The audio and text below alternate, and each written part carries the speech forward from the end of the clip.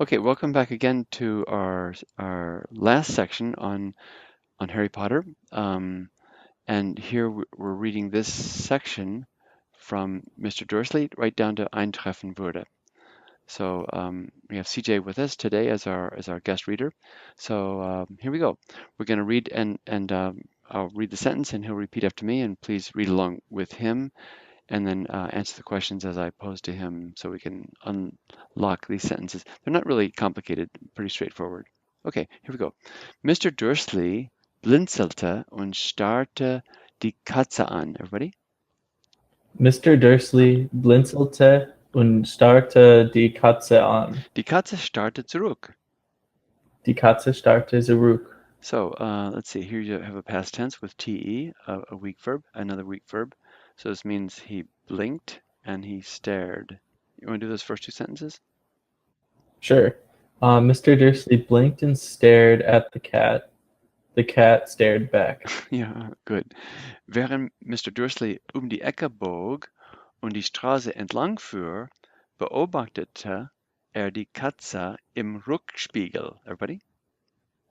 Während Mr. Dursley die Ecke bog und die Straße entlang fuhr, beobachtete die Katze im Rückspiegel. Good. So this gives us a good example for strong verbs and weak verbs. So here's a strong verb from biegen, to turn or to curve or to bend. So bog is the past tense. And then fahren is the infinitive for this word. And entlang means along. So, and it takes the accusative. You've heard the die Straße entlang, along the street. And then here you have beobachtete, and here is a weak verb with a te, the difference between the strong verbs and the weak verbs. Okay, so let's see. This is around the corner, die Ecke, accusative. Always takes the accusative. And then die Straße entlang fuhr. So entlang always takes the accusative. That's why it's die Straße. Okay, and beobachte is to observe. And what would Rückspiegel be?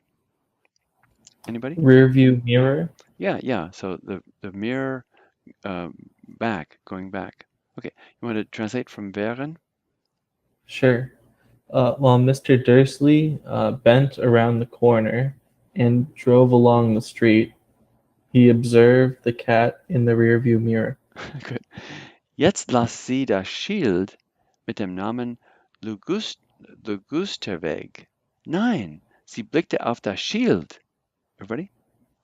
Jetzt las sie das Schild mit dem Namen Legusterweg. Nein, sie blickte auf das Schild. So las comes from what verb? Lesen. Good. Lesen, las, gelesen. So the vowel pattern is E-A-E, and you have a adverb beginning this, so that reverses the verb and the subject. So sie refers back to what? The cat. Good, yeah. So it's die Katze, that's why it's sie.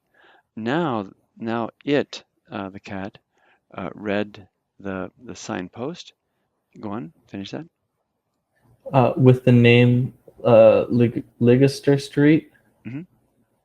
No, she observed on the street sign. Yeah, no. She glanced at the signpost auf das Schild. Okay. So Gustaveg. Then go on. Katzen konnten weder Karten noch Schilder lesen. Mr. Dursley gab sich einen kleinen Ruck. And then go on from that. So read up to there. Katzen konnten weder Karten noch Schilder lesen. Mm-hmm. Mr. Dursley gab sich einen kleinen Ruck. Great. Okay. Where's the verb complex in the first sentence? Konnten lesen. Good. And that means? They cannot read. They could not, or they can read. Sorry. They can't. They could not. Or they could read. They could read, or you could say they were not able to read. So, and then what's weder noch as a pair? Neither nor. Yeah, neither nor or neither nor. Good. And then now, where's the verb here? I'm sorting. Oh, gob. Okay, and this is subject, obviously. What's the direct object? Rook. Rook. So it's like a tug or a jerk or something like that. let's say, tug. And now, Mr. And I just want to talk about the reflexive pronoun here. Mr. Dursley gave himself a small tug, right? So just to see if things were real, that he wasn't sort of dreaming is the idea. But in this case, you do have to translate or include the C, the reflexive, in your translation in this case. And then what did he do? Verjagte. He Um, hunted okay. the cat out of his thoughts. He hunted. Jagen does come from to hunt, which is nice. And sometimes the fair has the effect of heightening the drama of the action to intensify it a little bit. So I see he hunted the cat out of his thoughts, or he chased the cat out of his thoughts. Good. All right, go on. Während in Richtung Stadt fuhr, everybody, Während in Richtung Stadt fuhr, hat, für, hatte er nur noch den großen Auftrag für Bohrmaschinen im Sinn, hatte er nur noch den großen Auftrag für Bohrmaschinen im Sinn, der heute hoffentlich eintreffen würde.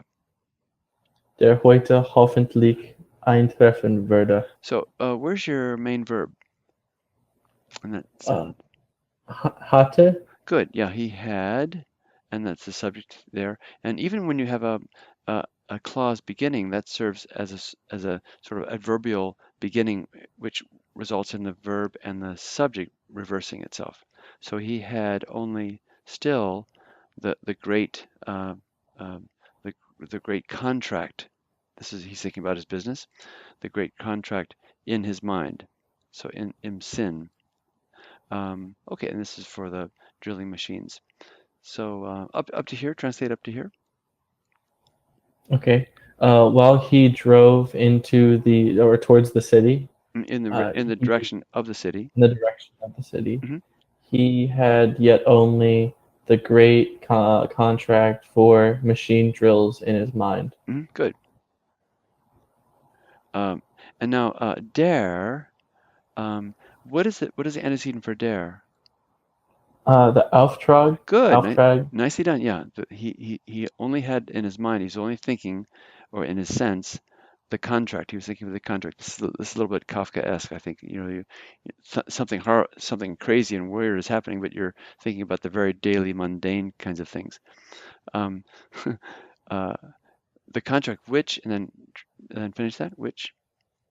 which today would hopefully materialize. Exactly. Yeah. Great. Okay. Thanks so much, CJ. And that rounds up or ends our excursion through a section of Harry Potter. And again, as I said at the beginning of this series, it's really great if you can take something that's familiar to you or something that's funny or light, because this is very well-written German, and it's really good practice, and it's a really kind of fun to read something that's somewhat that you're familiar with and to have fun with. Okay, thanks so much, and join us again for another session. Thanks. Bye bye.